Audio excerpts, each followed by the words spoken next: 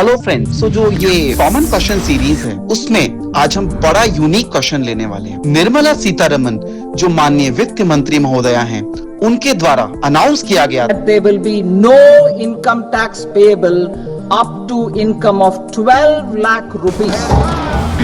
मैं आपको इस चीज को बहुत क्लियर करता हूँ बहुत छोटे से वीडियो से। So let's start. जब आप लेटेस्ट इनकम टैक्स स्लैब देखेंगे तो आप पाएंगे कि income up to 4 lakhs, that is 0 to 4 lakhs, the tax liability is nil.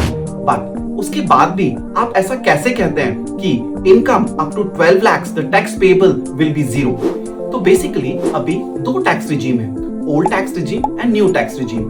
But latest budget में जो ओल्ड टैक्स रिजीम है उसको रिप्लेस करके न्यू टैक्स रिजीम को इंट्रोड्यूस किया गया। लेकिन जब आप करेंट ईयर स्लैब और लास्ट ईयर स्लैब को कंपेयर करते हैं तो आप पाएंगे कि दोनों टैक्स स्लैब्स में बहुत सिग्निफिकेंट चेंज है।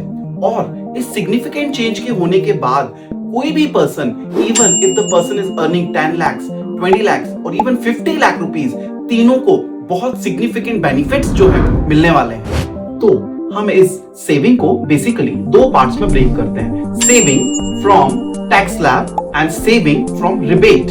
अच्छा, तो देखिए 12 लाख रुपीस इनकम तक पहले हम लोग 80,000 रुपीस टैक्स पे कर रहे थे और ये जीरो हो जाता है क्योंकि इसमें 20,000 रुपीस की सेविंग जो है वो टैक्स स्लैब रिवीजन से होती है और रिमेनिंग 60,000 की सेविंग जो है वो रिबेट बेनिफिट से होती है। In fact tax is also zero for the income up to 12.75 lakhs rupees due to standard deduction of 75K for the salaried employee.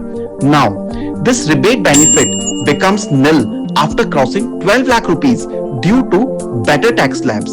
Even these earners seek a massive tax savings up to 1.1 lakh rupees, which also stays constant up to the income from 24 lakh.